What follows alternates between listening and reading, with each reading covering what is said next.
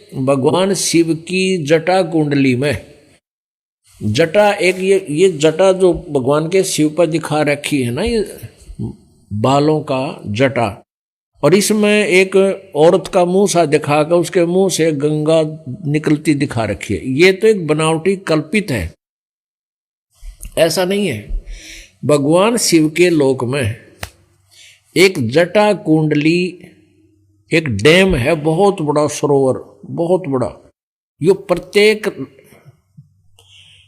लोक के अंदर, जैसे शिव के लोक में, विष्णु के लोक में, ब्रह्मा जी के लोक में, सबके लोक में बड़े बड़े सरोवर होते हैं। तो शिव जी के लोक में एक बहुत बड़ा डैम है, उसका नाम जटा कुंडली है, उसका नाम जटा कुंडली डैम है। तो वो सतलोक से गंगा आई थी और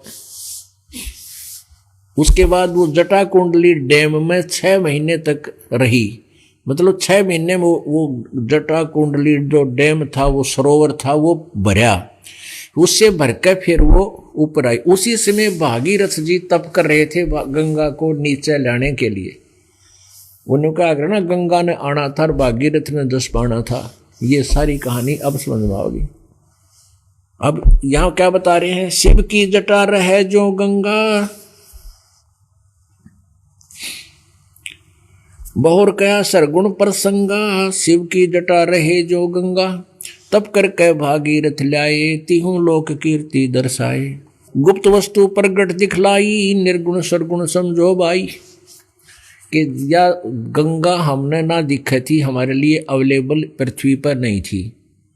भागीरथ ने तप किया और उस तप करके उस निर्गुण जो हमें नहीं उपलब्ध थी, वो थी वहां पर मौजूद, साकार में थी। और वहां से ये गंगा नीचे गिरती है, तो वहां से नीचे गिरने से ये वाष्प रूप बन जाती है, वाष्प। और फिर यहाँ इस पर हिमालय के ऊपर आकर के ये बर्फ रूप धारण कर लेती है और फिर वहां से जल बनकर ऐसे निकलती। तो बीच से ये आती नजर नहीं आती आम व्यक्ति को, ये दिव्य दृष्टि से देखी जाती है। और ये गंगा सतलोक से आई है, काल के लोक का ये अमृत नहीं है।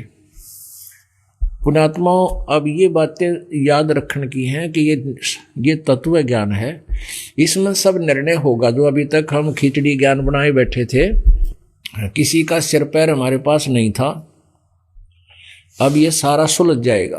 तो एक सैंपल है ये गंगा उस सतलोक से आई हुई। इसके गंगा के जल को कितने दिन रख दो खराब नहीं होता, क्यों ये कहां से आ गई? इस पृथ्वी पर ही चल रहा है, तो ये कहां से आई?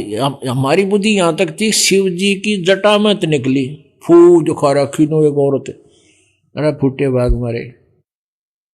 भगवान शिव जी का एक डैम है और वो सतलोक से जब आई तो 6 महीना में वह भरी थी। वो भर के फिर ओवरफ्लो होना शुरू हो गया। उसी समय भागीरथ तप कर रहा था पहले से ही। तो जब ये ऊपर तक पड़न लगी फालतू होगा, जो भगवान शिव ने कह दी तो तथास्तु, ले भाई गंगा आ जाएगी। तो ये तो चलती का टोर मारनी है, चलती का टोर मारने वाले। तो ये सतलोक से आई थी शिव के, फिर शिव के धाम में, शिव के धाम वो डैम भर गया 6 महीना, फिर आगे चल पड़ी। अब वो पीछे से चल ही रही है और वो वहां से ओवरफ्लो भी हो ही रहा है। और यहाँ अब ये इस प्रकार ये गंगा आपको उपलब्ध है। लेकिन इस गंगा के पानी से मोक्ष नहीं है। तो ऐसे ऐसे अमृत पदार्थ हैं सतलोक के अंदर, ये सैंपल है वहाँ का।